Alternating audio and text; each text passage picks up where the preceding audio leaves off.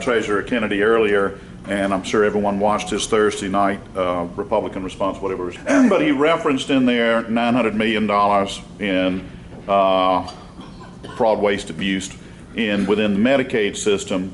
And he's harped on that repeatedly in front of this press club with regard to the $900,000 non-emergency visits to emergency rooms. And there wasn't a response from the Edwards administration, and I don't want to misquote this one word, but I do want to get the reaction that you feel from it.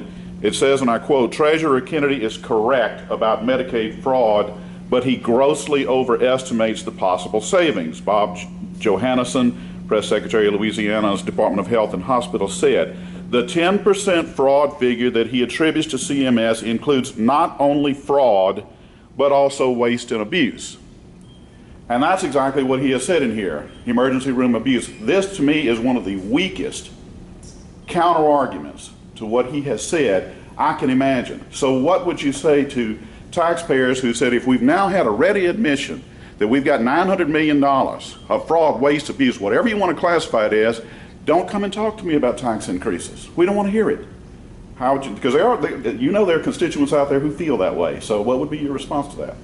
Well, my question is about, the question is about $900 million in fraud, waste, and abuse in the Medicaid program. Yes. And, I don't know all the specifics about that, I'll be just totally honest with you. But in terms of what I have heard in part of the discussion having to do with abuse, I guess, or waste, if that's the right word, which one of those are with the emergency room thing, that's kind of a function of the system that we have where poor people don't have health care and they know if they go to an emergency room they can receive treatment. It would be better for them to go to a doctor and a clinic and somewhere else, but that is the culture that has, and it's not just here, it's everywhere, where people that do not have insurance, do not have access to preventive care, use those types of things. I mean, quite honestly, if you want to be honest about it, I think talking about the Medicaid expansion and those types of things, those are kind of measures that would curb that type of thing, because you don't have to go to an emergency room to get treatment for a non-emergency situation. But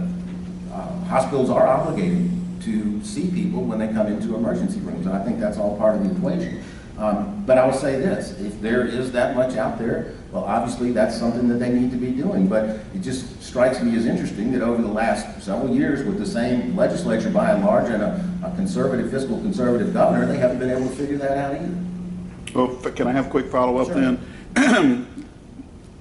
They have video not only of Kennedy, Commissioner Darden said the same thing you just said, that they're required to treat when he shows up in the emergency room. Treasurer Kennedy has repeatedly cited Herman Hospital over in Houston, use of a patient navigator. He says when they arrive for things such as acne, removing of wart eyeglasses, weight consultation, things of this nature, that patient navigator says, no, we're going to get you the appointment in a private physician, but you can't come here.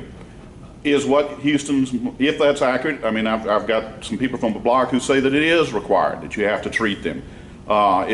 Would Herman Hospital be violating the law in that if this is going on? The other thing I'd like to point out, you said that Medicaid expansion would help alleviate that. We had Dr.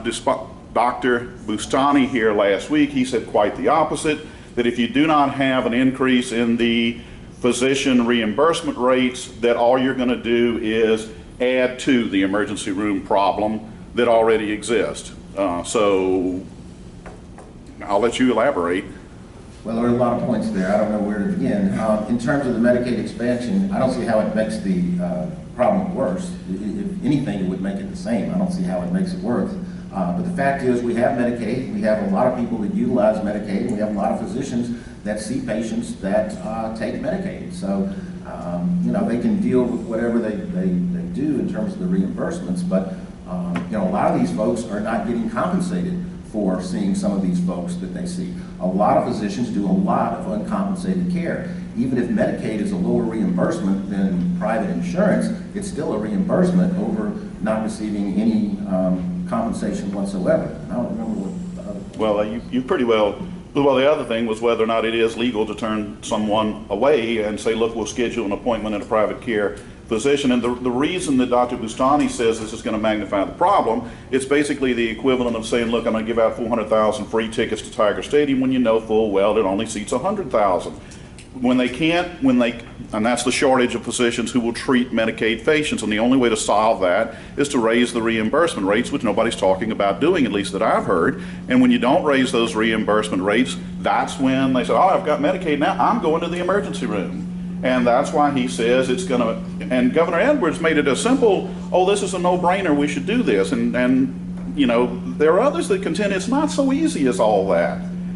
So do you concur that it is just that easy? I mean, I kind of got those sentiments from you, but if I'm misinterpreting what you said, let me get some clarification. I don't know that I concur that something is particularly easy one way or the other. I don't know exactly how leaving things the way they are makes things better.